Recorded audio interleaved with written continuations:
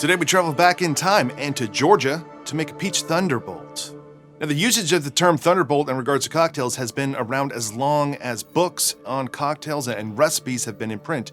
Jerry Thomas mentions the usage of Thunderbolt as a style, or at least a naming of a cocktail, and we see recipes pop up in the 1900s for drinks like the Illinois Thunderbolt. Now, I don't know for certain, but to my knowledge, this was not a well-known style of drink, but most likely just a provocative name. However, today's Thunderbolt is not named after the Thunderbolt drinks that came before, but instead it's named after the town of Thunderbolt, Georgia, a small town of just over 2,000 people today that had its name changed from Warsaw to Thunderbolt in 1921. And if you fast forward 20 years after that name change, Charles H. Baker shares a recipe for the Peach Thunderbolt in the Gentleman's Companion. And this Peach Thunderbolt is essentially a peachy mint julep, or at least it tries to be, and it's made with rum. Now, the recipe as written is very intriguing, but it basically calls to muddle sugar and mint, and then to add slices of peach and to pour the rum, sugar, and lime over the peach. And by just pouring some rum over a peach, I don't really see how you get too much peach flavor. The recipe also says that you could float a teaspoon of a good peach brandy, so maybe they were already trying to solve that problem with this drink. Now, I'll be doing things a little bit differently by instead using a peach syrup instead of sugar, and not using a peach brandy or liqueur, but banana, and I'll tell you why a little bit later. So let's talk about peach syrup. I took some fresh, ripe peaches and cut them into pieces. I then added them to a vacuum bag, but a Ziploc bag is fine, and I'm mashing them up right now. I'm doing this to speed up the process for when I add sugar, but also I need a sample. I'll take some juice and then add it to my refractometer to see the bricks. Now, bricks is just another way of saying percent sugar by weight, and you need some type of refractometer to measure this. And I want the final bricks to be 50, so 50% sugar. That equals a 1-to-1 syrup. I can't just use 1 part sugar to 1 part fruit since peaches already contain sugar. Now, my refractometer says it's 13.9 bricks, which seems right, but also higher than what the internet will tell you. So I'm a little skeptical of this reading, but also of the internet, but more on that later. Since I know the weight and the bricks, I can head over to MakeAndDrink.com and use my bricks calculator. I put in the weight of the peaches, my measured bricks, and then my desired bricks, which is 50. I calculate it, and it will tell me how much sugar to add to the peaches. Then I just add that much sugar. I'll let this macerate overnight in the fridge, or in this case, since I started the process kind of mashing up the fruit, I probably won't even need that much time. Next, I'm going to strain this through a fine mesh strainer.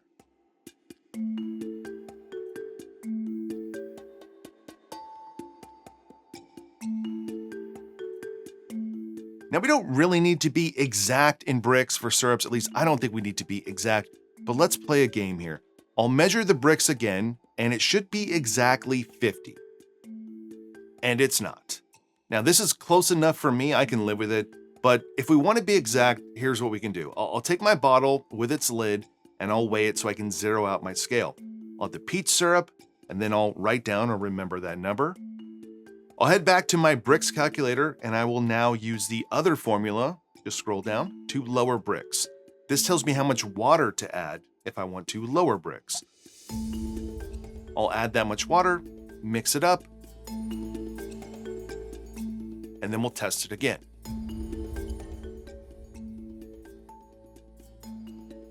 So this is 50 bricks, or close enough to 50 bricks, and it's exact, or maybe it's not exact, because this is an incredibly handy digital refractometer, but I don't trust that it's 100% accurate. Also, back when I took that first sample, you could see that my peach juice was very thick. There was quite a bit of pulp in it, and as refractometers become more and more popular, more and more bad info is coming out on how to use these. A bricks refractometer is a simple tool. It's just measuring the bending of light on a prism. It just uses its own scale to give us this number. But bricks refractometers are calibrated for water and sucrose, that's water and table sugar. Add something else like fruit pulp, alcohol, coconut fat from Coco Lopez, and your reading will be off. These can't even accurately measure honey or agave because those are not solely or even mainly sucrose, they contain fructose. But some things being off a percent or two is fine, but for others, you might be off by a large margin. So when someone says to use one of these to test a cocktail that contains alcohol, then it will be wrong. Any liqueur will be wrong, and even some fruit juices will be wrong. This works great for orange juice, but not lemon or lime. For instance, if I was to measure lime juice, it should be like 3 to 4 bricks. We know that's how much sugar is in lime juice. But this will probably say 10 to 13 because it's reading everything else in that lime juice as well, including the acids. Now imagine taking a sample of a Mai Tai that has lime juice. It'll give you a false reading. It has orange curacao and it has rum. Both those things give you false readings. So are these tools super helpful? Yes. And I hope more and more people use them to dial in their syrups. But there's just too many people out there saying to like test your cocktail or to test a juice that's high in acidity or to use it to check your liqueurs to find out how much sugar is in your liqueur. Now for cocktails, we don't really matter as much because we're just trying these things and tasting these things and seeing what tastes good. But if you get in the world of slushies and you want to know how much sugar is actually in Campari or Bold's Orange Curacao, you cannot use this, okay? And you can't just take the reading of a cocktail to tell you how much sugar is in there because it doesn't work. It will be off, and the scale for how off it is not something that can be easily defined by us. So use the internet to search for the bricks of certain fruits, but realize that even if you Google something, you might get wrong information because technically speaking, something like lime juice might say on the internet that it's like 10 to 13 bricks because it technically is on a refractometer, but that's not just sugar. It's sugar, acidity, pulp, other stuff as well. I could go on for like half an hour talking to you about the things we talk about in the Make and Drink Discord about Coco Lopez and bricks, and that's fascinating too, maybe at the end of the video, but not now. So we have our peach syrup ready to go, and we also need some lime juice. Now for the rum, the Gentleman's Companion calls for Bacardi Carta de Oro, which means a gold Bacardi. You can do that. You can also use Bacardi 8 if you like, but I'm going with Chairman's Reserve as my main rum. It's my go-to cocktail rum when I want something plenty rummy, but not Jamaican and not light or white. Another goldish Barbados rum would also work here if you prefer. I'm also going to be using some Smith & Cross to give a little bit more of a tropical flavor and to just kind of bump up the ABV a little bit. So a question you might have, and I even have it for this recipe, for the Peach Thunderbolt, is why a banana liqueur? Well, it just works. And I play with this recipe. I tried a peach liqueur, apricot, I even tried a creme de menthe. Banana just works, and it's great in this. It's subtle too. We're just using 1/4 ounce. So let's make the Peach Thunderbolt. I'm going to start with my glass, and I'm going to put in some mint and gently muddle it. I don't want to tear it up. I just want to release some of the oils. And then I'm going to add a slice of peach. I'll set that aside, and in a cocktail shaker, I'll add 1 ounce of lime juice, a heavy 3/4 ounces of the peach syrup, 1/4 ounce of a banana liqueur, 2.5 ounces of a gold or lightly aged rum. I'm using the Chairman's Reserve here. Then 1/2 ounce of Smith & Cross rum.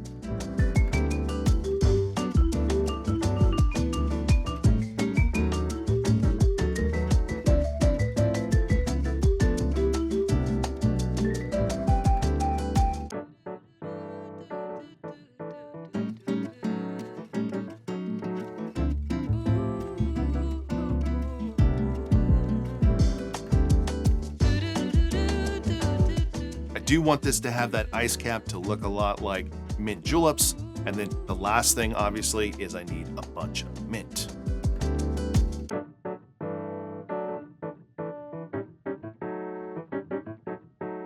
So there you go, my version of a Peach Thunderbolt. All right, let's try a Peach Thunderbolt. Cheers. First and foremost, it's a rummy drink. I can taste the Chairman's. I can get hints of the Smith & Cross, but if you're in the Smith & Cross mafia, you might not love this. It might not be enough Smith & Cross for you personally, but it's plenty rummy. What I enjoy about some cocktails is you get spirit-forward cocktails that aren't too intense. There's just something about a mint julep with bourbon. I don't really like them. I don't think anyone really likes them, to be honest with you. I'm sure there are some people that actually do, but I think most people that say they like a mint julep, they don't. They just bought into the narrative that that's, you know, what you should have in the summertime and the Kentucky Derby and all that. If you like it, that's fine. But what I like here is it's mainly rum and then it's subtle. Even with a heavy 3/4 ounce of that peach syrup, you can even push it to an ounce. You would be hard pressed to serve this to someone who didn't know better and tell you that there's peach in it. The mint is subtle, the peach is subtle, the banana is subtle, and then you get what's missing from a mint julep is like acidity of some kind, lime juice. Is this truly like a julep? Is this truly a mint julep? It's not. It is different than that. And in general, I don't have any problem with a drink that is building on something or riffing on something or being something different than the original that strays from it. So I don't care at all that this is not that much like a mint julep. But having said that, it's also not called a mint julep. It's not called a rum julep. It has its own name, and you got to have the peach there. The whole point here is of that peach, the Thunderbolt, Georgia, the connection to Georgia, and the peach state. And a little fun fact about me is that when I was a kid, I don't know what grade it was. Let me know because I forgot. I did my state report on Georgia, and I remember that it's the peach state, and I remember nothing else about it. Let me know what state you did your state report on when you were in 3rd, 4th, 5th, 6th grade, whatever it was.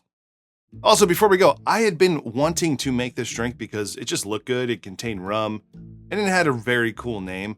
Now, when I went searching for recipes online, I came across one from Mike Capoferri from Thunderbolt, and I had no idea until just a couple days ago that Thunderbolt in LA, the famous bar, is named after this drink. And they even have their own recipe, which uses a peach-infused rum. It's probably delicious. I'll put a link to that recipe in the description if you want to try that one. It's going to be different. I think that one is probably more in line with the original Peach Thunderbolt because it's just infused peach rum and then, you know, the makings of a mint julep. So if you try that one, let me know in the comments below. But this was one I just wanted to share because I like peaches and nectarines, and just the heavy amount of rum here was just right in my alley. So a delicious summertime cocktail, especially if you love rum like me. Use your favorite non-super funky rum. Use whatever rum you want.